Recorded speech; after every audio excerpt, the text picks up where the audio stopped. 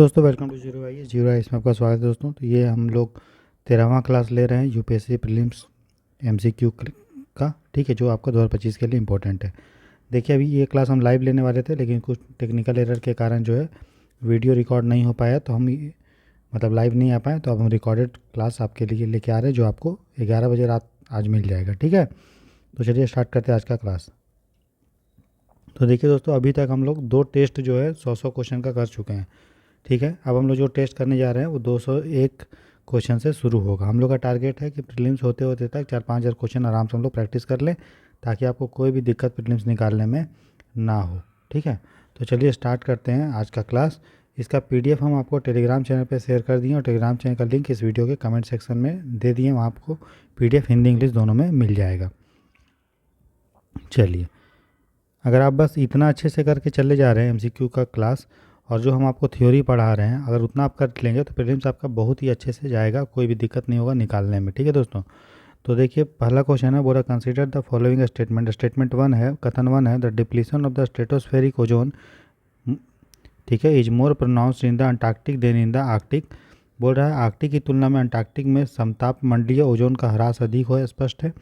दूसरा बोल रहा है the Antarctic stratospheric experiences prolonged low temperature compare to the Arctic stratosphere. बोल रहा है आर्कटिक समताप मंडल की तुलना में अंटार्कटिक समताप मंडल में लंबे समय तक कम तापमान रहता है।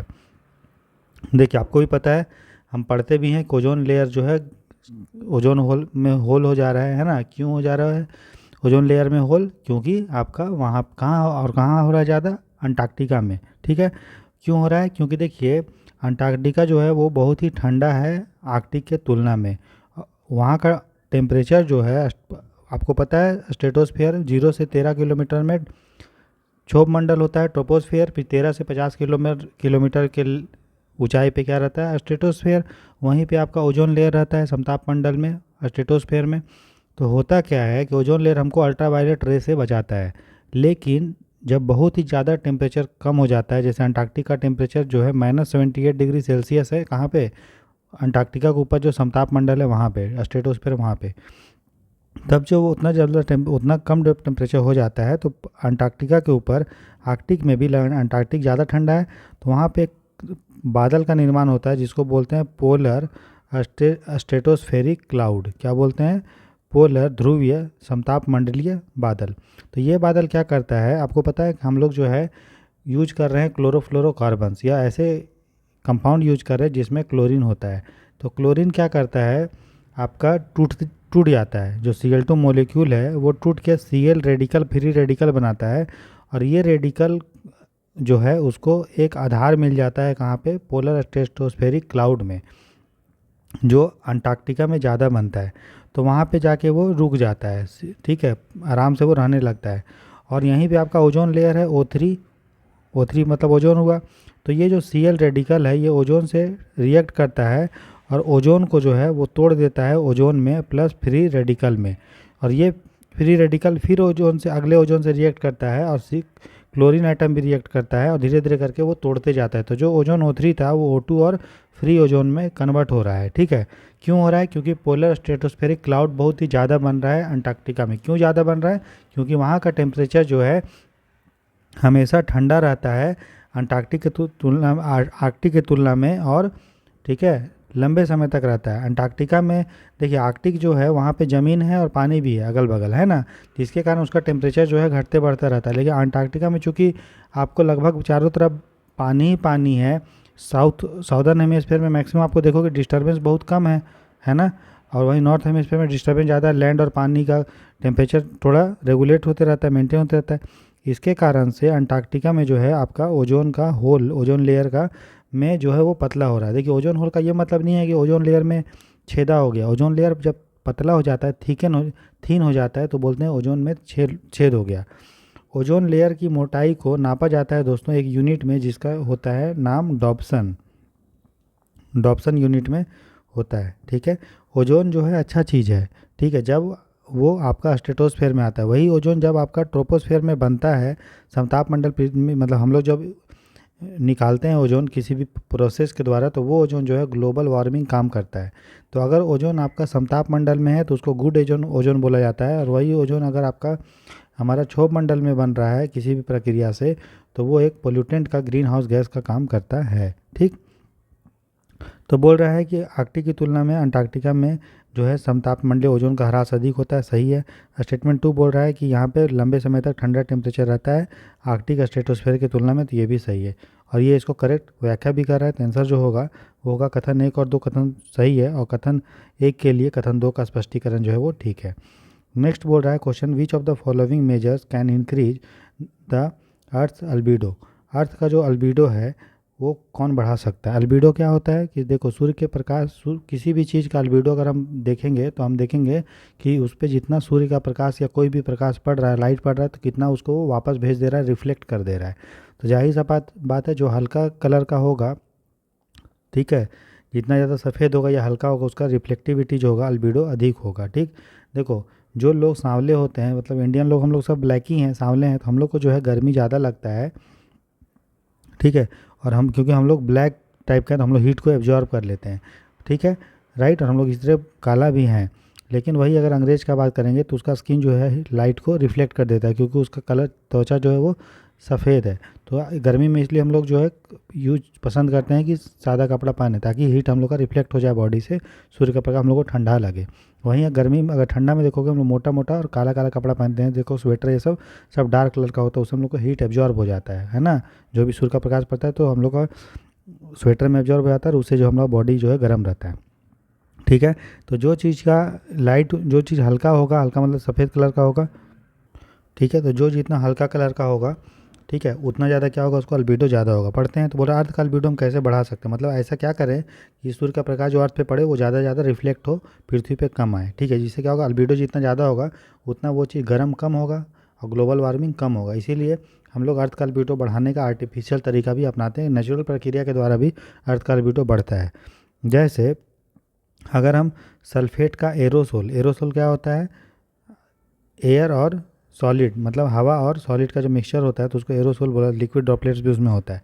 तो जब हम सल्फेट एरोसोल जो है स्ट्रेटोस्फेयर में छिड़कते हैं दोस्तों, तो उससे क्या होता है, याद रखिए स्ट्रेटोस्फेयर में छिड़क रहे हैं। ठीक, तो स्ट्रेटोस्फेयर समताप मंडल में जब छिड़कते हैं तो ये जो एरोसोल होता है वो काम क्या करता है, वो सूर्य के प्रकाश को रिफ्लेक्ट कर देता है। ठीक है, इसका मतलब अल्बीडो बढ़ रहा है, पहला। दूसरा बोल रहा है spraying sea water aerosol over the ocean, समुद्र के ऊपर, अगर हम समुद्र के सतह से ऊपर जो है सी वाटर का जो एरोसोल है स्प्रे करते हैं, कोई भी एरोसोल स्प्रे करोगे तो क्या होगा, उसका रिफ्लेक्टिविटी बढ़ेगा, अल्बीडो हमारा बढ़ जाएगा।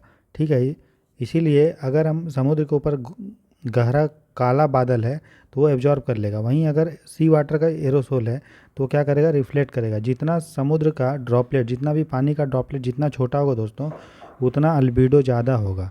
ठीक है, क्योंकि अगर कोई ड्रॉपलेट छोटा है तो उसका सरफेस एरिया देखोगे तो जो है वो ज़्यादा होता है। जैसे कि देखो ये छोटा ड्रॉपलेट है, ये छोटा है, तो अगर ये तीनों का ड्रॉपलेट एरिया निकालोगे, अगर कोई बड़ा सा अगर निकालोगे तो इसका जो होगा बड़े वाले का एरिया जो होगा, तीनों छोटे छोटे का अगर जोड़ के देखोगे तो कम हो जाएगा। ठीक है, तो जाहिर सा बात है, इसलिए छोटा छोटा का एयर ड्रॉपलेट हम लोग छिड़कते हैं समुद्र के ऊपर एरोसोल का, तो उससे रिफ्लेक्टिविटी ज़्यादा होता है और क्लाउड जो होता है वो पतला होता है, मतलब हल्का होता है। तो क्लाउड का जो ब्राइटनेस होता है, चमक जो होता है, वो डिपेंड करता है कि उसमें छोटा वाटर ड्रॉपलेट है या बड़ा। अगर छोटा वाटर ड्रॉपलेट है तो जाहिर सा बात है वो ज़्यादा रिफ्लेक्ट करेगा और हम लोग को क्या देगा, अर्थ को ठंडा करेगा। तो ये एकदम सही है। फिर बोल रहा है place using asphalt on the house roof. Asphalt आप समझते हो, डामर, डामर कौन सा कलर का होता है, ब्लैक कलर का, और कोई भी चीज़ जब ब्लैक कलर का होगा तो वो सूर्य के प्रकाश को रिफ्लेक्ट नहीं करेगा बल्कि एब्जॉर्ब करेगा। ठीक है, इसीलिए ये वाला चीज़ नहीं होगा। फिर बोल रहा है placing artificial mirrors in the outer space, बाह्य अंतरिक्ष में कृत्रिम दर्पण लगाना। मिरर क्या काम करेगा दोस्तों, मिरर क्या करेगा, सूर्य के प्रकाश को रिफ्लेक्ट कर देगा, है ना। बचपन में हम लोग चमकाते थे ना आईना, ठीक है, ये बचपन में सब चमकाए होंगे। तो यहाँ पे आता था सूर्य का प्रकाश, ये रिफ्लेक्ट कर देता था। तो उसी तरह से हम लोग स्पेस में भी तो कृत्रिम मिरर जो है लगा सकते हैं, सेटेलाइट के द्वारा या किसी भी प्रक्रिया के द्वारा, बैलून के द्वारा, हॉट एयर बैलून जो उतना ऊपर जाएगा। तो ये भी जो है वो सही है। तो सही करेक्ट आंसर क्या हो जाएगा, 1, 2 एंड 4, 3 वाला ऑप्शन गलत है। ठीक है, अब देखिए हमें कमेंट सेक्शन में लिख के बताओ कि सबसे ज़्यादा जो अल्बिडो होता है वो किस चीज़ का होता है। ठीक है, नेक्स्ट देखते हैं। बोल रहे विच of the following best explains the potential ecological impact of on going Antarctic grinning. ठीक है, अंटार्कटिका ग्रीन हो रहा है, ग्रीन मतलब वो हरा भरा हो रहा है। क्यों हरा भरा हो रहा होगा? क्योंकि उसका बर्फ़ जो है पिघल रहा है। बर्फ़ पिघलेगा तो क्या होगा दोस्तों, वहाँ पे पानी और भी लेयर बढ़ेगा, नए नए जीव जंतु आएंगे, मिट्टी का निर्माण होगा, है ना, क्योंकि ठंडा एरिया में मिट्टी उट्टी नहीं बनता है। जब एरिया थोड़ा गर्म रहेगा तो मिट्टी का निर्माण होगा, नए नए आपका कीड़ा मकोड़ा वहाँ पे आएगा, इन्वेसिव स्पीसीज आएंगे जो वहाँ पे पहले नहीं रहते थे। ट्रॉपिकल एरिया का जो स्पीसीज है वो वहाँ पे आ सकता है ना, समझ रहे हो। तो इसलिए वो खतरे की घंटी है, इसलिए अंटार्कटिका का पिघलना हमारे लिए दिक्कत है। बोल रहा है it leads to the expansion of native species enhancing local biodiversity. भैया लोकल बायोडाइवर्सिटी जो अंटार्कटिका में जो स्थानीय जैव विविधता है वो तो ख़त्म हो जाएगा, क्योंकि जो अंटार्कटिका में जो जीव जंतु होंगे वो वहीं पे रहने के लिए अडाप्ट हुए थे ठंडे एरिया में। अगर टेम्परेचर बढ़ेगा तो लोकल बायोडाइवर्सिटी है वो खतरे में हो जाएगा, ना कि वो बढ़ेगा। इसलिए यह स्टेटमेंट जो है वो गलत है। उसके बाद स्टेटमेंट नंबर 2 है, मतलब बी है।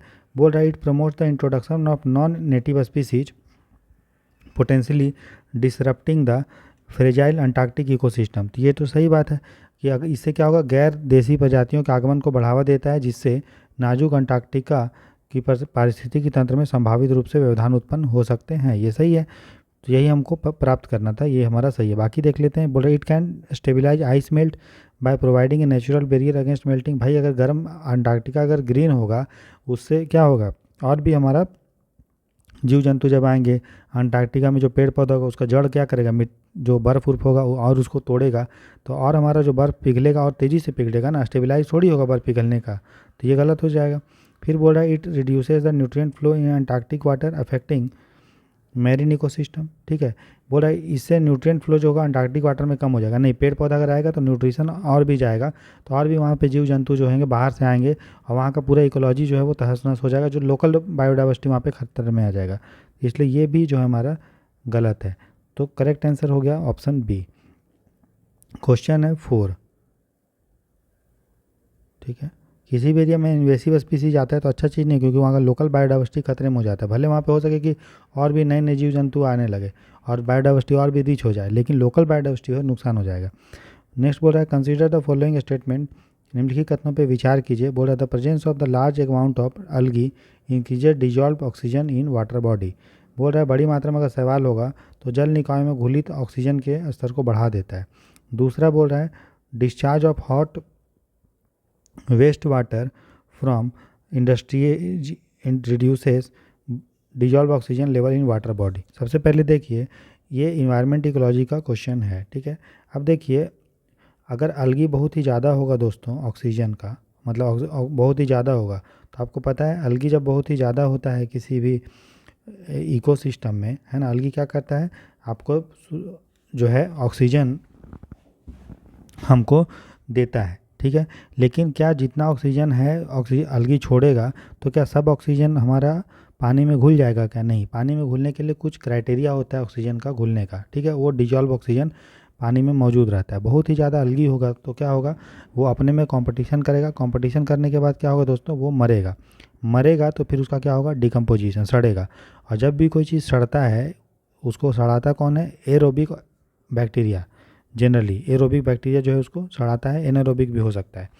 तो जब कोई चीज़ सड़ेगा, अलगी मतलब मर जाएगा, तो उसको सड़ाने के लिए जो पानी में बैक्टीरिया होगा, एरोबिक बैक्टीरिया क्या करेगा, ऑक्सीजन का यूज करेगा। और वो ऑक्सीजन कहाँ से लाएगा, एटमॉस्फेयर से लाएगा? क्या नहीं, वो पानी में जो डिजॉल्व ऑक्सीजन है उसी को यूज करेगा। तो इससे क्या होगा, पानी में डिजॉल्व ऑक्सीजन कम हो जाएगा। समझ में आया? इसीलिए कोई भी तालाब में अगर आपका काई जमा होता है, अलगी मतलब क्या हो गया, काई टाइप का, बहुत ही काई वाई जमा होता है, तो वहाँ पे डिजॉल्व ऑक्सीजन कम होता है। वहाँ देखेंगे आप मछली उछली जो है कम होता है। ठीक है, पूरा तालाब धीरे धीरे क्या हो जाता है, हरा भरा हो, मतलब पूरा भर जाता है हरा हरा, जिसको हम लोग बोलते हैं यूट्रोफिकेशन। यूट्रोफिकेशन बहुत ही खतरनाक चीज़ है। ये जो है तालाब के बायोडाइवर्सिटी को, मछली उछली को मार देता है, क्योंकि ऊपर में आपका पूरा ग्रीन ग्रीन हो जाएगा, तो सूर्य का प्रकाश जो होगा वो पानी को क्रॉस करके नीचे नहीं आ पाएगा। तो जो प्लांट व्लांट अंदर हैं जिसको ऑक्सीजन ले चाहिए, सूर्य का प्रकाश खाना चाहिए, वो नहीं होगा, वो क्या करेगा, वो नहीं रह पाएगा, वो मर जाएगा प्लांट। फिर क्या होगा, इस प्लांट को सड़ाने के लिए फिर डिजॉल्व ऑक्सीजन जो है वो पानी का यूज करेगा बैक्टीरिया, और मछली वछली जो पानी ऑक्सीजन कहाँ से लेता है, पानी में जो घुला हुआ तो उसी से लेता है, तो मछली भी मर जाएगी, पूरा बायोडाइवर्सिटी खत्म होना, तहस नहस को उसको खतरे हो सकता है। ठीक, तो इसलिए ये स्टेटमेंट जो है वो क्या बोल रहा है, गलत है, क्योंकि अगर सवाल होगा तो यूट्रोफिकेशन जिसको प्रक्रिया बोलते हैं, तो डिओक्सीजन बढ़ेगा नहीं बल्कि घटेगा। फिर बोल रहा है अगर हॉट वेस्ट वाटर अगर हम लोग इंडस्ट्री से छोड़ देते हैं डायरेक्ट पानी में, मतलब कोई इंडस्ट्री है, ये इंडस्ट्री है, अब इंडस्ट्री में गर्म पानी निकलते रहता है, क्योंकि इंडस्ट्री को में जो मशीन चल रहा है उसको ठंडा करना पड़ता है, ठीक है, और भी प्रक्रिया के लिए पानी की ज़रूरत पड़ती है, तो गर्म हो जाता है पानी। तो जब गर्म पानी को हम लोग तालाब उलाब में छोड़ देंगे तो होगा क्या, अब देखो कोई भी जब पानी बहुत जब गर्म होता है तो देखो पानी में आपका ऑक्सीजन जो है वो इससे जुड़ा हुआ है, वाटर का मॉलिक्यूल से ऑक्सीजन जो है बॉन्ड बना के जुड़ा हुआ है। तो जब पानी बहुत गर्म हो जाएगा, गर्म पानी अगर छोड़ दोगे तालाब उलाब में, कोई जल निकाय में, तो ये जो बॉन्ड होगा दोनों का टूट जाएगा, तो ये जो डिजॉल्व ऑक्सीजन पानी में है वो कम हो जाएगा। ठीक है, समझ रहे हो?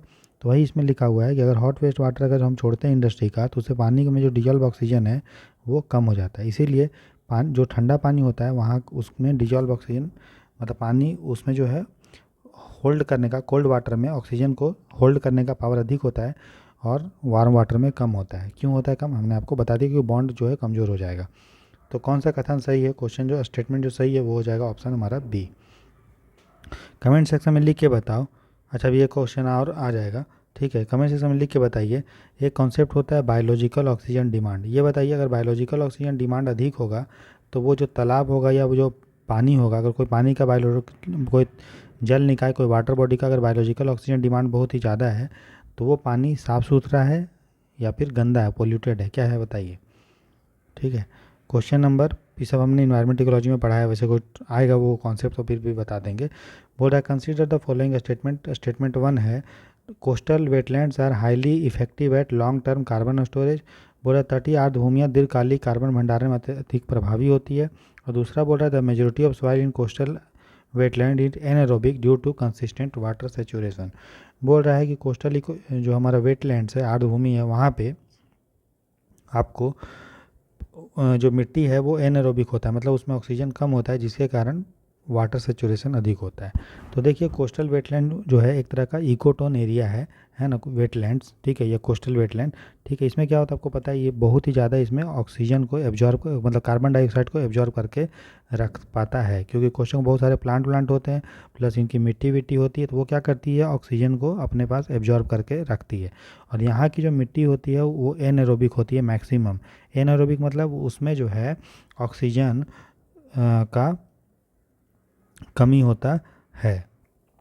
तो अगर दोस्तों ऑक्सीजन का अगर कमी है तो सही बात है, अगर ऑक्सीजन बहुत ही ज़्यादा होगा तो जो कार्बन स्टोर करके रखा हुआ है वेटलैंड में, वो कार्बन क्या करेगा, ऑक्सीजन से रिएक्ट करके क्या बना देगा, कार्बन डाइऑक्साइड, और वो फिर एटमॉस्फेयर में चला जाएगा। ठीक है, इसीलिए जो मिट्टी होती है जो कोस्टल एरिया में वो एनारोबिक होती है, मतलब ऑक्सीजन की उसमें कमी होती है, तो वो कार्बन डाइऑक्साइड जो वेटलैंड अपने पास स्टोर करके रखा है प्लांट के रूप में, वो कार्बन जो है कार्बन डाइऑक्साइड में कन्वर्ट नहीं हो पाता क्योंकि ऑक्सीजन की कमी है। मतलब ये और ये स्टेटमेंट ठीक है। फिर बोल रहा है wetlands while lead to faster decomposition of organic matter compare to terrestrial ecosystem. गलत है भाई, डिकम्पोजिशन होने के लिए ऑक्सीजन की ज़रूरत पड़ती है, ठीक, लेकिन यहाँ पे ऑक्सीजन है नहीं, ठीक है। और जो एनारोबिक जो ऑक्सीजन मतलब डिकम्पोजिशन होता है, मतलब बिना ऑक्सीजन के प्रेजेंस में, वो बहुत ही स्लो होता है, ठीक, उतना फास्ट नहीं होता है। इसलिए ऑक्सीजन की चूँकि कमी है तो जो कार्बन हमारा प्लांट में है वो कार्बन डाइऑक्साइड में कन्वर्ट होकर एटमॉस्फेयर में वापस नहीं जा पाता है। इसलिए वेटलैंड क्या होता है, इसलिए बहुत अच्छा उसको कार्बन स्टोरेज करने का कैपेसिटी होता है, ठीक है। वो CO2 को भी अपने पास एब्जॉर्ब करके रखता है, वो CO2 वापस एटमॉस्फेयर में नहीं जाता है, ठीक। लेकिन ये वाला स्टेटमेंट गलत है, क्योंकि वेटलैंड का जो मिट्टी होता है, ठीक है, पहला तो सही, वो तेज़ी से जो है अपघटन उसका कार्बनिक पदार्थ का नहीं होता है। क्यों? क्योंकि उसमें ऑक्सीजन की कमी होती है। तो पहला दूसरा सही है और हमारा तीसरा जो है वो गलत है। तो जो कथन होगा वो होगा कि बोल रहा है बोथ स्टेटमेंट 2 और 3 तो सही नहीं है, तो ये वाला हमारा पहला गलत हो गया, क्योंकि हमारा तीसरा गलत है। बोल रहा है बोथ दोनों 2 और 3 जो है वो सही है, तो ये भी जो है नहीं होगा। फिर बोल रहा है only one of the statement 2 and 3 is correct. दोनों में से एक सही है, मतलब दूसरा तीसरा में से एक, और वो करेक्ट एक्सप्लेन कर रहा है स्टेटमेंट 1 का, तो ये एकदम सही है, कोई इसमें डाउट नहीं है। डी तो हो नहीं सकता क्योंकि बोल रहा है कि ना तो दूसरा सही ना तो तीसरा, तो भाई दूसरा तो सही है, तीसरा भले गलत है, तो ये भी नहीं होगा। ठीक, तो पाँचवा का जो आंसर होगा हो जाएगा ऑप्शन सी। क्वेश्चन नंबर हम 6 देखते हैं। ठीक, अभी हमारा 206वां क्वेश्चन है, 206 क्वेश्चन। बोला which of the following area is notified under the provisions of the Indian Forest Act 1927 where all activities are prohibited under specifically permitted. बोल रहा है निम्नलिखित में से कौन सा क्षेत्र भारत वन अधिनियम 1927 के प्रावधानों के तहत अधिसूचित है जहां विशेष अनुमति के अलावा सभी गतिविधियां प्रतिबंधित है। देखिए, हमारा जो इंडियन फॉरेस्ट एक्ट है दोस्तों, उसमें एक कॉन्सेप्ट होता है जिसको बोलते हैं रिकॉर्डेड फॉरेस्ट। रिकॉर्डेड फॉरेस्ट मतलब इंडियन फॉरेस्ट एक्ट में किसको जो है फॉरेस्ट के रूप में माना जाता है, तो इसमें तीन चीज़ को जो है फॉरेस्ट के रूप में माना जाता है। वो रिजर्व फॉरेस्ट हो सकता है, ठीक है, या तो फिर वो प्रोटेक्टेड फॉरेस्ट हो सकता है, या फिर वो अनक्लास्ड फॉरेस्ट हो सकता है। अनक्लास्ड फॉरेस्ट वो अभी बता रहे हैं। ठीक है, तो जो हमारा रिजर्व फॉरेस्ट होता है, तीनों फॉरेस्ट को डिक्लेयर कौन करता है, स्टेट गवर्नमेंट ही करती है। जो रिजर्व फॉरेस्ट होता है, ठीक है, इसमें सभी एक्टिविटी जो है वो प्रोहिबिटेड होता है, कुछ एक्टिविटी ही परमिशन होता है। ठीक है, सभी एक्टिविटीज़ क्या होता है, प्रोहिबिटेड मतलब प्रतिबंधित होता है। ठीक है, समझ रहे हो, और जो सरकार परमिशन देगा बस वही आप कर पाओगे। जो परमिटेड, जो हमारा प्रोटेक्टेड फॉरेस्ट है, प्रोटेक्टेड फॉरेस्ट क्या होता है, इसमें सभी एक्टिविटी जो है अलाउ होते हैं, बस वही एक्टिविटी जो है अलाउ नहीं होता है जिसको सरकार ने बंद किया है। समझ में आ रहा है। देखो, रिजर्व फॉरेस्ट में क्या है, सभी एक्टिविटी बंद है, बस वही एक्टिविटी अलाउ है जिसको सरकार ने करने से मना किया है, मतलब करने से अलाउ किया है। प्रोटेक्टेड फॉरेस्ट में क्या है, सभी एक्टिविटी अलाउ है लेकिन वही एक्टिविटी बंद है जिसको सरकार ने मना किया है। और क्लास्ड फॉरेस्ट मतलब क्या हुआ, ऐसा फॉरेस्ट जो फॉरेस्ट तो है जिसको सरकार बताती भी कि जंगल है, लेकिन वो तो ना तो रिजर्व फॉरेस्ट है ना तो प्रोटेक्टेड फॉरेस्ट है। ठीक, समझ में आ रहा है। तो ना तो वो संरक्षित वन है मतलब प्रोटेक्टेड फॉरेस्ट है, और ना ही वो रिजर्व फॉरेस्ट है, वैसे फॉरेस्ट को अनक्लास्ड फॉरेस्ट बोलते हैं। ठीक है, अनक्लास्ड फॉरेस्ट का मालिक कौन होगा वो डिपेंड करेगा, वो राज्य से राज्य वेरी करता है, लेकिन जो रिजर्व फॉरेस्ट है, जो प्रोटेक्टेड फॉरेस्ट है, इसका मालिक जो है स्टेट गवर्नमेंट होता है। जो फॉरेस्ट हमारा था उसको पहले वो आपका स्टेट लिस्ट में था, बाद में उसको हम लोग कंकरेंट लिस्ट समवर्ती सूची में डाले हैं 42वां संविधान संशोधन से। कमेंट सेक्शन में लिख के बताओ कि 42nd कॉन्स्टिट्यूशन जो अमेंडमेंट हुआ था 42वां संविधान संशोधन, उनमें से कौन से आइटम को हम लोगों ने कंकरेंट लिस्ट में डाला। एक तो मैंने फॉरेस्ट बता दिया, जंगल, इसके अलावा और कौन कौन सा चीज़ था। तो बोल रहा है कि इन चारों में से कौन ऐसा फॉरेस्ट है जहाँ पे, ठीक है, सभी एक्टिविटीज़ प्रोहिबिटेड बंद है, बस वही अलाउ है जिसको अलाउ किया गया। तो कौन सा है दोस्तों, वो है रिजर्व फॉरेस्ट। ठीक है, तो 6 का जो आंसर होगा हो जाएगा ऑप्शन हमारा बी। और ये कौन अलाउ करता है, कौन क्लासीफाई किया है, भारत वन अधिनियम 1937। नेक्स्ट क्वेश्चन देखते हैं, क्वेश्चन नंबर हमारा है 7। ठीक है, बोल रहा है कि consider the following statement, the global river cities alliance was founded on the side lines of the G20 summit held in new Delhi. बोला ग्लोबल सिटीज अलायंस को बनाया गया था नई दिल्ली में जब G20 का मीटिंग हुआ था, तो उस समय। ठीक है, तो देखिए अभी हाल ही में COP28 हुआ है, United nation framework convention on climate change. ठीक है, कहाँ हुआ है ये हुआ है आपका दुबई में, जो UAE में है। ठीक है, तो यहाँ पे इंडिया का एक जो संस्था है national mission for clean Ganga, उसने जो है बनाया एक संस्था या एक अलायंस बनाया है, ग्रुप बनाया है जिसको नाम है ग्लोबल रिवर सिटीज अलायंस। नाम से ही पता चल रहा है रिवर के किनारे जो शहर होंगे उनका डेवलपमेंट करने के लिए रिवर, ताकि नदी भी संरक्षण रहे और पानी का प्रॉपर हम लोग सस्टेनेबल रूप से मैनेजमेंट कर पाएँ। इसके लिए COP28 में यूनाइटेड नेशन फ्रेमवर्क कन्वेंशन का जब मीटिंग हुआ दुबई UAE में, तब national mission on clean Ganga, जो आपका mission national mission for clean Ganga, जो मिनिस्टर ऑफ जल शक्ति मंत्रालय के अंदर में उसने जो है बनाया।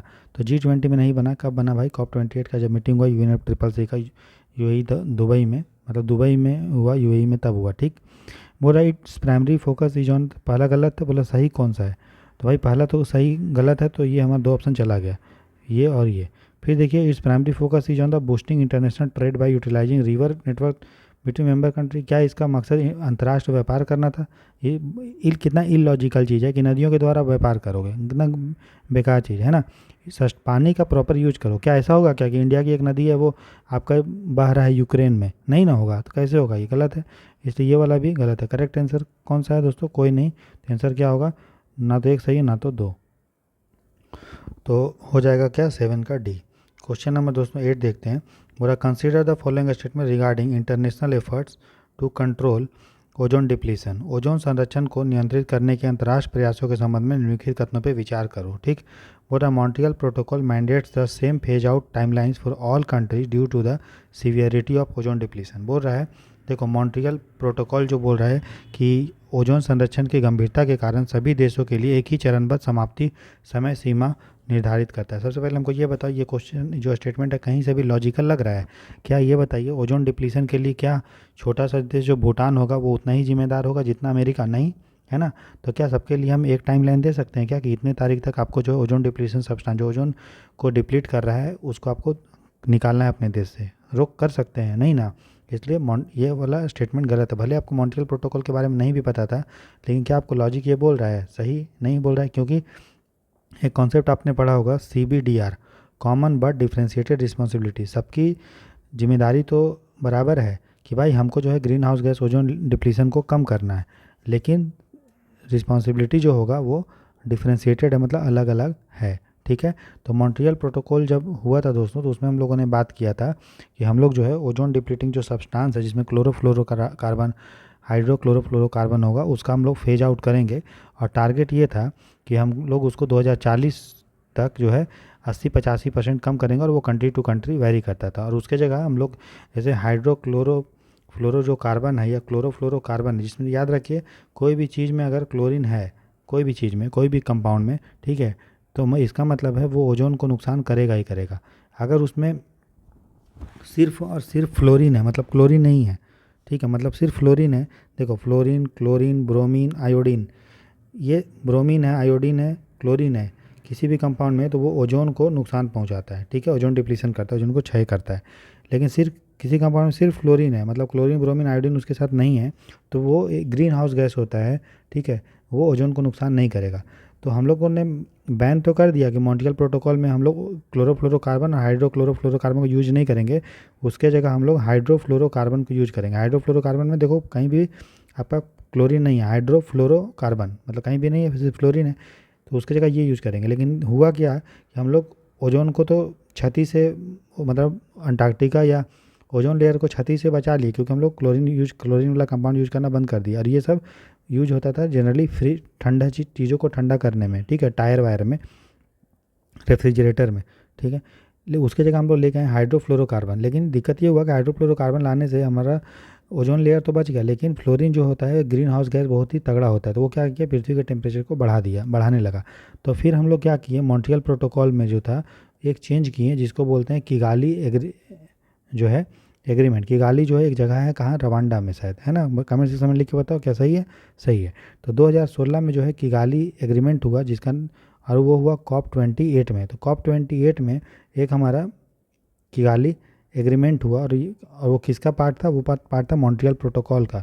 और जो लागू हुआ 2019 से। हम लोगों ने बोला कि हाइड्रोफ्लोरो जो कार्बन है उसको भी हम लोग कम करेंगे, धीरे धीरे कम करेंगे, और उसको हम लोग लेके आएंगे 80 से 85% 2040 के दशक तक। ठीक, तो बोल under the Kigali agreement parties agree to phase down hydrofluorocarbon. क्या हाइड्रोक्लोरोफ्लोरोकार्बन को कम करना था क्या? नहीं, किसको कम करना था?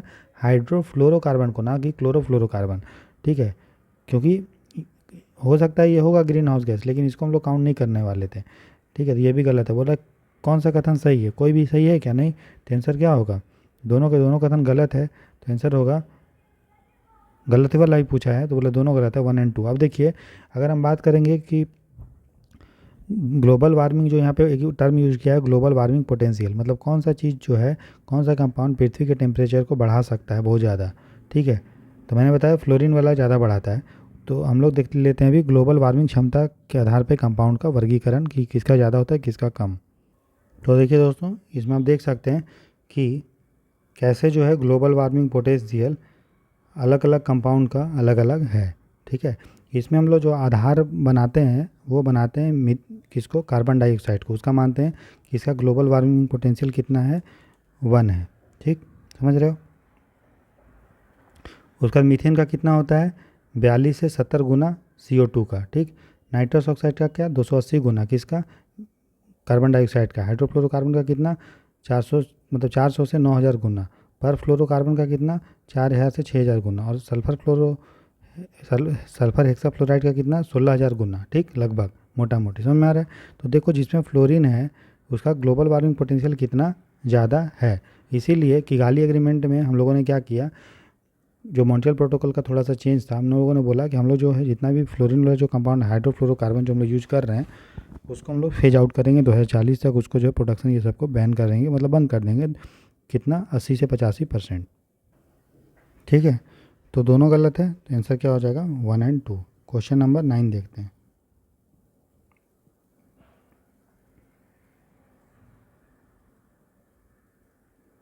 यही है 9, ठीक है। बोल रहा है ocean acidification has become a major, ठीक है, environmental concern due to its impact on the marine ecosystem and biodiversity. बोला समुद्री पारिस्थितिकी तंत्र और जैव विविधता पर इसके प्रभाव के कारण महासागर अम्लीयकरण एक प्रमुख पर्यावरणीय चिंता बन गई है, ठीक है। तो what is the primary cause of ocean acidification, क्यों जो है महासागर में अमल हो रहा है, मतलब एसिड हो रहा है, ठीक है। देखो सब आपको पता है कि हमारा पूरे वर्ल्ड में कार्बन डाइऑक्साइड बहुत तेज़ी से बढ़ रहा है दोस्तों, ठीक है। एटमॉस्फेयर में जो है कार्बन को स्टोर करने का क्षमता लिमिटेड है, समझ में आ रहा है। तो होता क्या है, जो हम एक्सेस कार्बन डाइऑक्साइड प्रोड्यूस करते हैं वो कार्बन डाइऑक्साइड समुद्र में मिल जाता है, क्योंकि इस पानी के पास ऑक्सीजन के साथ जुड़ने का कैपेसिटी नहीं। अगर पानी के पास ऑक्सीजन गया और CO2 गया तो ऑक्सीजन को वो कम जो है अपने में घोल के रखेगा, वहीं CO2 को तुरंत एब्जॉर्ब कर लेगा, ठीक है। इसीलिए पानी में डिजॉल्व ऑक्सीजन कम होता है और कार्बन डाइऑक्साइड होल्ड करने का, पकड़ने का क्षमता जो है ज़्यादा होता है। तो जो CO2 हमारा हम लोग एक्सेस एटमॉस्फेयर में छोड़ते हैं, जिसको एटमॉस्फेयर अपने में नहीं ले पाता, नहीं मतलब एब्जॉर्ब कर पाता है, नहीं होल्ड कर पाता है, वो CO2 जो है वो कहाँ चला जाता है, समुद्र में। और आपको समुद्र में पानी जो है कार्बन डाइऑक्साइड से रिएक्ट करता है, तो H2O और CO2 का रिएक्शन होता है और दोनों मिलके जो है बना देता है कार्बोनिक एसिड, और एसिड बन गया, इसका मतलब अमल आ गया, pH वैल्यू पानी का कम हो जाता है। ओशियन एसिडिफिकेशन बहुत ही खतरनाक है, क्योंकि पानी में बहुत सारे जीव होते हैं जो आपका ज़्यादा अमल वाला पानी उसको नहीं चाहिए। मैनग्रोव को खतरा होता है, इसके अलावा जो कोरल है उसको भी नुकसान होता है, क्योंकि कोरल का जो बॉडी होता है वो कैल्शियम कार्बोनेट का बना होता है। तो कैल्शियम कार्बोनेट क्या करता है, जो कार्बोनिक एसिड हमने छोड़ा है, ठीक है, H2CO3, उसके साथ रिएक्ट करता है और ये जो इसका जो कैल्शियम CO3 2- है वो टूट जाता है और कोरल को नुकसान होता है, ठीक है। इसीलिए ओशियन का ज़्यादा pH नहीं होना चाहिए, एक लिमिटेड अमाउंट में है तो ठीक है, ठीक है। तो बोल रहा है इस तो क्या कारण है ओशियन एसिडिफिकेशन का, मैंने बता दिया क्या है कारण दोस्तों, CO2, जहाँ भी हमको कार्बन डाइऑक्साइड ऑप्शन में दिखेगा हम मार देंगे।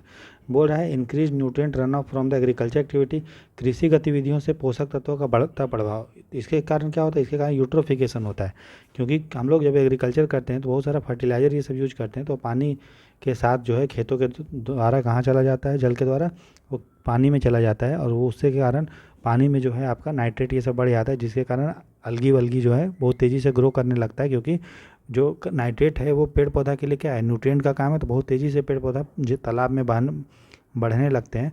उसके बाद ज़्यादा पता है, उसके बाद आपस में उनमें कंपटीशन होगा, कुछ लोग मर जाएंगे, पेड़ पौधा मर जाएगा, फिर उसका डिकम्पोजिशन होगा, डीएल ऑक्सीजन कम होगा, मछली वछली मर जाएगी, जिसको यूट्रोफिकेशन बोलते हैं, ठीक है। फिर तो ये नहीं होगा क्योंकि वो यूट्रोफिकेशन के बारे में था। नेक्स्ट बोल रहा है rising sea temperature due to the global warming, global warming के कारण समुद्र का तापमान बढ़ना, ये भी कोई मतलब नहीं है, ठीक है। हमें पूछ रहा है कि ओशियन एसिडिफिकेशन क्यों हुआ, तो उसका मेन कारण ये था absorption of excess carbon dioxide from the atmosphere, वायुमंडल से अतिरिक्त कार्बन डाइऑक्साइड का सोखना, ठीक है, ये सही है। फिर बोल रहा है एमिशन ऑफ, ये बोल रहा है राइजिंग सी फिर बोल रहा है emission of sulphur dioxide and nitrous oxide from industrial activity, industry के द्वारा अगर से SO2 और NO2 जाएगा तो इससे ग्लोबल वार्मिंग हो सकता है, वो तो यहाँ पे पूछा ही नहीं है। तो आंसर जो होगा वो हो जाएगा 9 का C। क्यों ओशियन एसिडिफाई हुआ, क्योंकि CO2 जो एक्सेस एटमॉस्फेयर में वायुमंडल में है वो उसको ओशियन जो है वो एब्जॉर्ब कर ले रहा है। क्वेश्चन नंबर है 10, बोल रहा है consider the following statement regarding the methane and it's impact on the climate change. Methane का क्या प्रभाव पड़ रहा है, अभी हमने देखा मीथेन जो है क्या है, ग्रीन हाउस गैस है दोस्तों।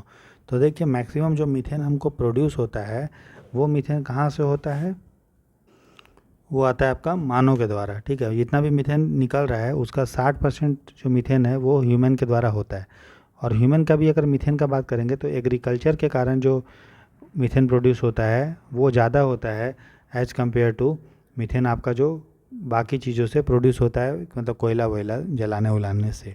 ठीक है, तो सबसे ज़्यादा मीथेन प्रोड्यूस होता है जो मानव के द्वारा, ठीक, मानव ही सबसे ज़्यादा करता है मीथेन प्रोड्यूस, है ना, समझ रहे हो। मतलब नेचर के कारण उतना नहीं होता है, मानव जनित कारण ज़्यादा है, एंथ्रोपोजेनिक फैक्टर ज़्यादा है, और उसमें भी एग्रीकल्चर जो है सबसे ज़्यादा होता है। मीथेन क्या है, एक ग्रीन हाउस गैस है। ठीक है, जो हमारा मीथेन होता है दोस्तों, ठीक है, ये क्या होता है, ये कुछ समय बाद जो है 7 से 12 साल बाद इसके पास कैपेसिटी होता है कि ये ऑक्सीजन के साथ रिएक्ट करके कार्बन डाइऑक्साइड बना देता है। ठीक है, और एक बार कार्बन डाइऑक्साइड अगर एटमॉस्फेयर में चला जाता है तो ये लंबे समय तक रहता है। तो मीथेन जो है स्टेबल नहीं होता है, ये तुरंत जो है 7 से 10 साल 12 साल में कन्वर्ट होता है CO2 का, लेकिन CO2 का बहुत ही ज़्यादा लाइफ स्पैन होता है, ये लंबे समय सालों साल रह सकता है। इसलिए देखो अभी हम लोग जो है बात कर रहे हैं ना कि जो इंडस्ट्रियल रिवोल्यूशन हुआ था अंग्रेज जब किया था ब्रिटेन में, और भी आपका वेस्टर्न कंट्री किए थे, डेवलप्ड कंट्री अमेरिका, तो उस समय का जो उन्होंने कार्बन डाइऑक्साइड प्रोड्यूस किया था कोयला को जला के, अभी उसका प्रभाव देख रहा है, अभी भी टेम्परेचर उसका क्या हो रहा है, बढ़ रहा है। इसीलिए हम लोग पेरिस एग्रीमेंट में बात कर रहे हैं कि हम लोग को टेम्परेचर जो है 1.5 से 2 डिग्री सेल्सियस जो प्री इंडस्ट्रियल रिवोल्यूशन के समय का था, औद्योगिक क्रांति होने के पहले, तो उस समय का टेम्परेचर अभी हमको लेके आना है। तो सोचो उस समय जो CO2 प्रोड्यूस हुआ था उसका इम्पैक्ट जो है वो अभी आपको देखने को मिल रहा है, अभी भी वो वाला कार्बन डाइ उनके द्वारा जो छोड़े गए कार्बन डाइऑक्साइड अभी भी है। इसलिए बात होती है CBDR का, कॉमन बट डिफरेंशिएटेड रिस्पॉन्सिबिलिटी, सबकी रिस्पॉन्सिबिलिटी है कि ग्रीन हाउस गैस को कम करेगा, लेकिन रिस्पॉन्सिबिलिटी है डिफरेंशिएटेड है, मतलब अलग अलग है। जिन्होंने उस समय ग्लोबल वार्मिंग किया था उस पर ज़्यादा जिम्मेदारी है, और हाँ, जो अभी डेवलपिंग स्टेज में है या जो गरीब देश है उन पर कम है। ठीक है, बोल रहा methane has a longer atmospheric life span than CO2। ये बताइए मीथेन का वायुमंडल में जीवन काल कार्बन डाइऑक्साइड से अधिक है, नहीं है, अभी हमने बताया गलत है ये। फिर बोल रहा है द ग्लोबल वार्मिंग। अब देखो इसमें पूछा कि कौन सा स्टेटमेंट जो है वो करेक्ट है, तो हमको पता है पहला तो गलत है, तो ये स्टेटमेंट जो है ये स्टेटमेंट चला गया। अब दोनों स्टेटमेंट 3 दिया हुआ, इसका मतलब 3 जो है वो सही है। पढ़ते हैं क्या बोला, human activity contribute more to methane emission than natural source, तो सही है, मानव गतिविधियाँ जो होता है वो अधिक योगदान देती है, प्राकृतिक की तुलना में मीथेन उत्सर्जन अधिक होता है। ठीक है, मानव से, सही है। और देखो दोनों सेट में चौथा नहीं है, इसका मतलब चौथा गलत होगा। देखते हैं, पढ़ते हैं, मतलब fossil fuels are the largest anthropogenic source of methane. अभी हमने बताया एग्रीकल्चर के कारण ज़्यादा मीथेन होता है, अगर मानव जनित देखे उसके बाद हमारा फोसिल फ्यूल और बाकी चीज़ आता है, तो ये वाला स्टेटमेंट मतलब गलत है। उसका दूसरा देखते हैं, बोला the global warming potential of methane is lower than that of the CO2। अभी हमने देखा कि भैया CO2 जो होता है उसके ग्लोबल वार्मिंग पोटेंशियल जो होता है वो मीथेन का क्या होता है, ज़्यादा। अभी हमने देखा ना वो जो आपको फोटो हमने दिखाया, ग्लोबल वार्मिंग पोटेंशियल हम लोग CO2 का एक मानते हैं, उसी के तुलना में बाकी का हम लोग करते हैं 20 गुना, 40 गुना, 4000 गुना, 6000 गुना, जो आपने अभी आपको दिखाया। तो ये वाला जो स्टेटमेंट है वो क्या है कि मीथेन का जो है ग्लोबल वार्मिंग पोटेंशियल क्या है, ज़्यादा है ना कि कम है। तो आंसर जो होगा बी। तो मीथेन भले लंबे समय कम समय तक रहता है, लेकिन उसको गर्म करने का क्षमता जो एटमॉस्फेयर का है वो है ज़्यादा। ठीक है, चलिए, लेकिन अगर देखें कि मोटा मोटी अगर हम देखें तो चूँकि मीथेन जो है कुछ समय बाद CO2 में कन्वर्ट हो जाता है, इसीलिए हम लोग बात कर रहे हैं कि कार्बन डाइऑक्साइड का पे ज़्यादा फोकस कर रहे हैं ग्लोबल वार्मिंग में, इसको हमको कम करना है। नेक्स्ट बोल रहा है कि which of the following human activities is considered to contribute significantly to the positive climate forcing. देखो कौन सी मानव गतिविधि सकारात्मक जलवायु बल में महत्वपूर्ण योगदान देने वाली मानी जाती है। क्लाइमेट फोर्सिंग, क्लाइमेट फोर्सिंग क्या होता है दोस्तों, किसी भी कारण से अगर हमारा क्लाइमेट चेंज हो रहा है, चाहे वो गर्म भी हो सकता है ठंडा भी हो सकता है, तो उसको क्लाइमेट फोर्सिंग बोलते हैं। क्लाइमेट फोर्सिंग जो होता है दोस्तों उसको रेडिएटिव फोर्सिंग भी बोला जाता है। क्या बोला जाता है, रेडिएटिव फोर्सिंग। ठीक है, अगर एटमॉस्फेयर हमारा गर्म हो रहा है ठंडा हो रहा है उसको क्लाइमेट फोर्सिंग बोला जाता है।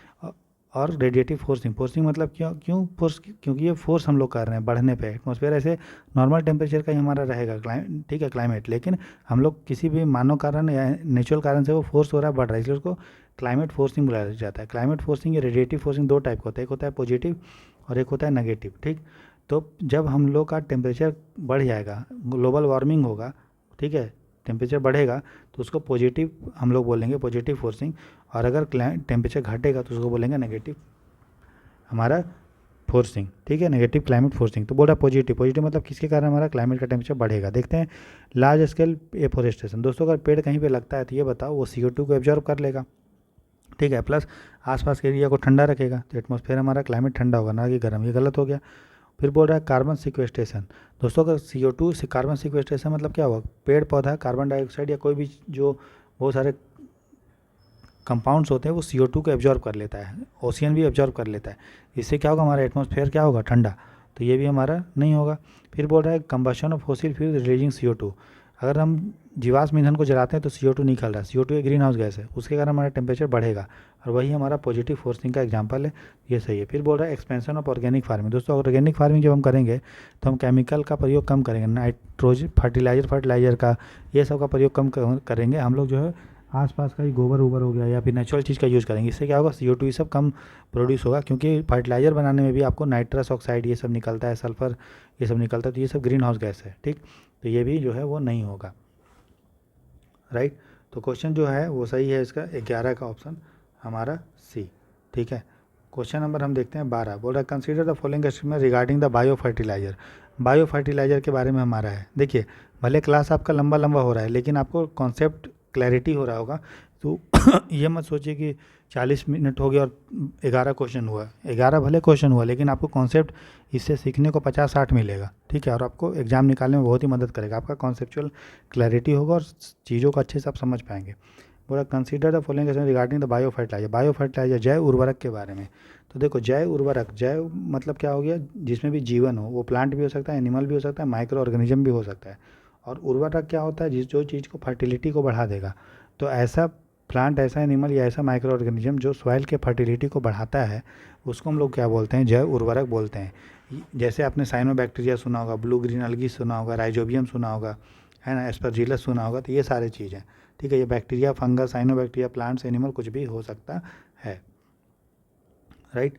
तो बोल रहा है bio fertiliser microbial product that generally contain element like nitrogen and phosphorus. तो ठीक है, इसमें नाइट्रोजन फॉस्फोरस होता है, तभी ना आपको फर्टिलिटी दे पाएगा, नहीं तो कैसे अच्छा इसमें एक चीज़ आप देखिए, बोल रहा नाइट्रोजन एंड फॉस्फोरस। तो इसमें देखिए, इसमें जो है ना दोस्तों, इसमें नाइट्रोजन फॉस्फोरस होता नहीं है। ये करता क्या है कि जो एटमॉस्फेयर में नाइट्रोजन है उसको वो फिक्स करता है, मतलब सॉइल में डाल देता है। ठीक है, क्योंकि प्लांट देखो नाइट्रोजन तो एटमॉस्फेयर में है ही, लेकिन वो नाइट्रोजन जो है प्लांट डायरेक्ट नाइट्रोजन डाइऑक्साइड नहीं ले पाता है, वो लेगा नाइट्रेट। और ये जो बायो फर्टिलाइजर है, ब्लू ग्रीन अलगी है, साइनोबैक्टीरिया है, राइजोबियम है, एस्परजिलस है, ये सब क्या करता है, जो एटमॉस्फेयर का नाइट्रोजन है उसको फिक्स कर लेता है और उसको प्लांट को देता है। फिर प्लांट उसको नाइट्रेट ये सब में कन्वर्ट आगे जो होता है, फिर वो नाइट्रेट ये सब ले पाता है। तो उसमें एज सच जो है उसमें नाइट्रोजन फॉस्फोरस होता नहीं है, लेकिन हाँ उसको बनाने में या फिर उसको कन्वर्ट करने में मदद करता है। इसलिए ये स्टेटमेंट जो होगा गलत होगा। पूरा mycorrhiza an important biofertiliser is an symbiotic association between algae and fungus. जहाँ भी माइको है ना, तो माइको जहाँ भी लिखा हुआ आप समझिए यहाँ फंगस तो है ही। ठीक है, आपको पता है फंगस जो होता है वो खुद से खाना नहीं बना पाता है, ये किसी पौधा को न्यूट्रिशन देता है, संरक्षण देता है, लेकिन खुद से खाना नहीं बना पाएगा। तो ये क्या होता है, फंगस को ऐसा जीव को ज़रूरत पड़ती है जो इसको खाना बना के दे। ठीक है, तो जब फंगस जो है आप देखेंगे कि बहुत सारा पेड़ के पास कवक लग जाता है, फंगस लग जाता है, शैवाल लग जाता है ना, मतलब ये लग जाता है कवक। तो जब शैवाल मतलब अलगी होता है, तो जब कवक लग जाता है तो वो क्या करता है, खाना खुद नहीं बनाएगा, ये प्लांट को संरक्षण देता है, न्यूट्रिशन देता है, इसको प्रोटेक्शन प्रोवाइड करता है। तो उसको बोलते हैं माइक्रोराइजा, जब कवक, फंगस और प्लांट का सिम्बायोटिक एसोसिएशन होता है, ना कि अलगी का। तो ये जो होगा वो हमारा गलत है। ठीक है, तो दोनों का दोनों स्टेटमेंट जो है वो गलत है। कमेंट सेक्शन में लिख के बताओ, जो अलगी और हमारा फंगस का सिम्बायोटिक एसोसिएशन, सहजीवी जो होता है प्रक्रिया, उसको क्या बोलते हैं। तो करेक्ट क्या है दोस्तों, कोई भी करेक्ट नहीं है। समझ में आ रहा है।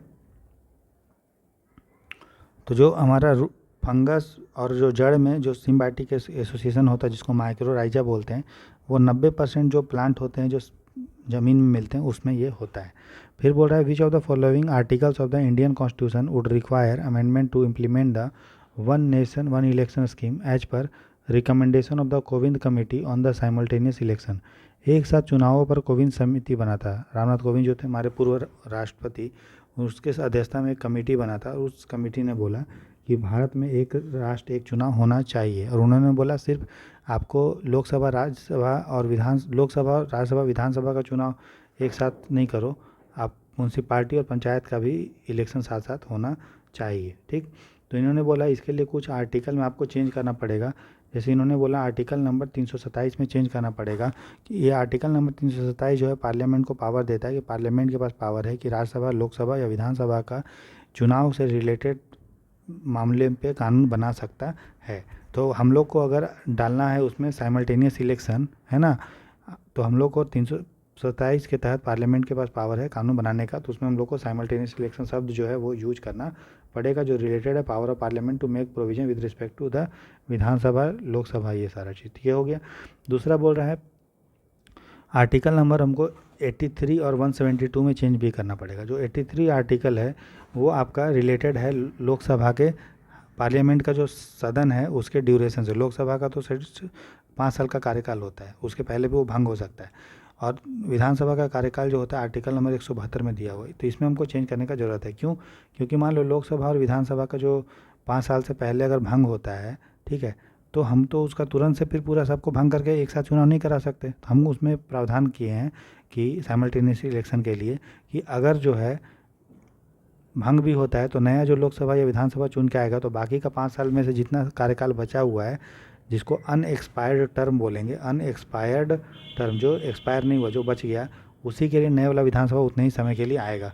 तो आर्टिकल नंबर 83 में भी चेंज करेंगे और 172 में भी। देखो अगर आपको केंद्र के लेवल पे अगर आपको कोई आर्टिकल पता है, ठीक है, तो अगर आपको राज्य का आर्टिकल याद करना है तो उसमें आप 89 जोड़ दीजिए। जैसे 83 आर्टिकल किसके लिए है आपका, संसद के लिए मान लो, तो आर्टिकल 172 उसमें जोड़ोगे जब 89 इसमें तो 172 होगा।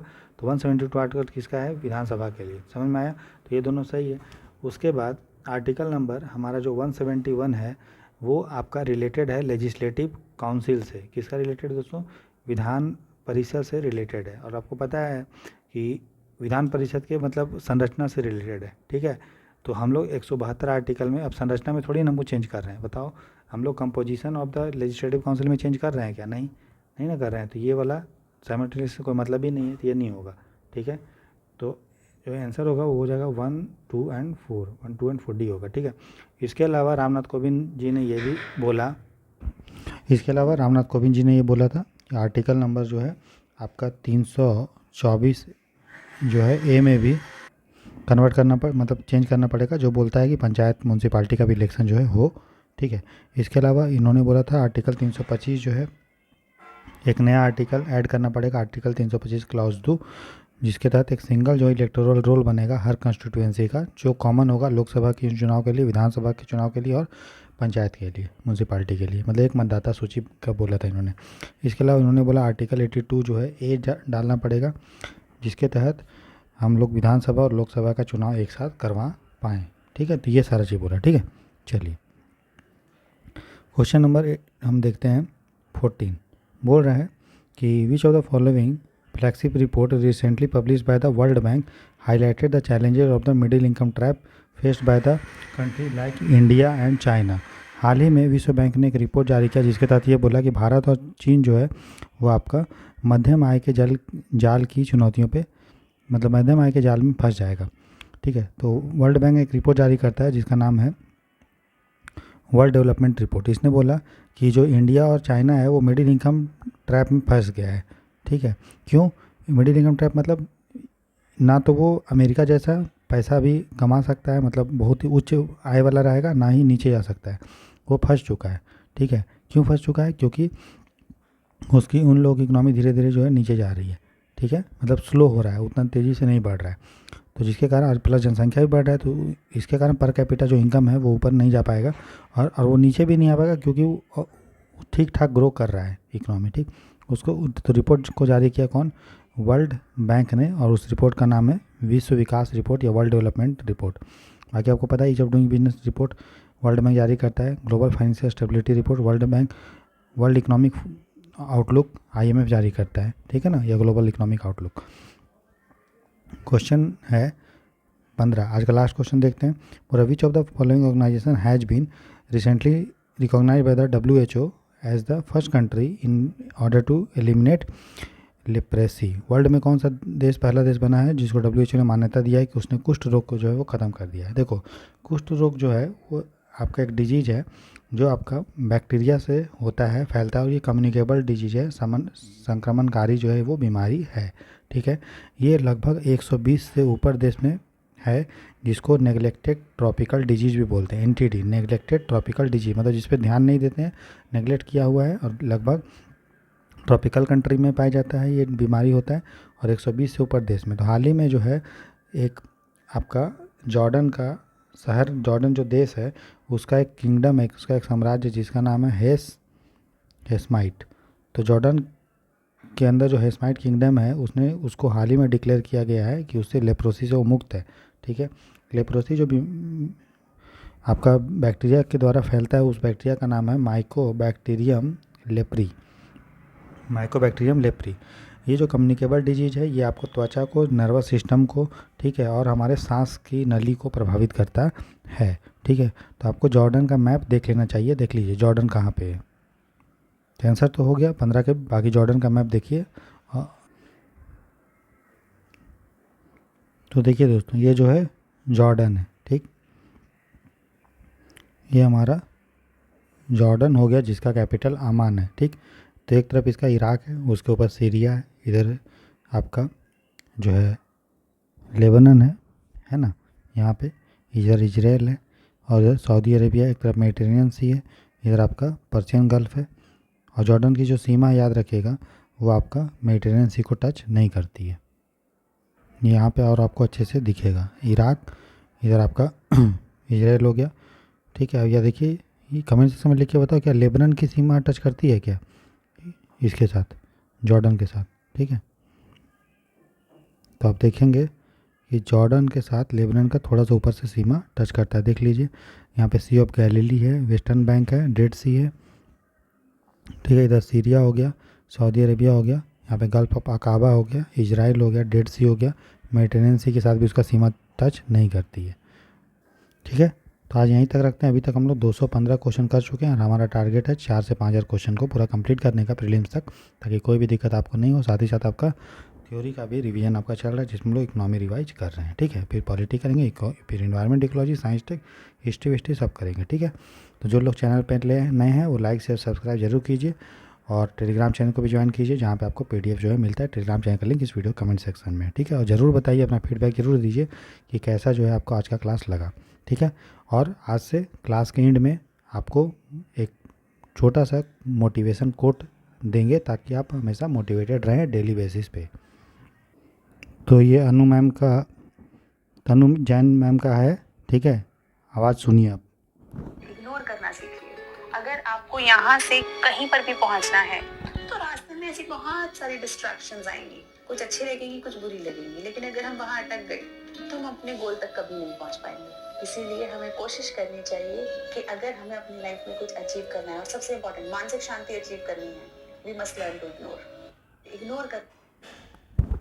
ठीक है, तो लाइफ में आगे बढ़ना है तो ध्यान मत दीजिए अगल बगल कौन क्या बोल रहा है, क्या सोच रहा है, बस आप अपना पढ़ाई पे फोकस कीजिए। ठीक है, और आगे बढ़िए। आपको लक्ष्य आपको दिखना चाहिए, बाकी का चीज़ों से कोई आपको वास्ता नहीं होना चाहिए। ठीक है दोस्तों, चलिए, तो कल हम लोग मिलते हैं। कल भी हम लोग क्वेश्चन की संख्या को बढ़ाएंगे और 20-25 क्वेश्चन करेंगे।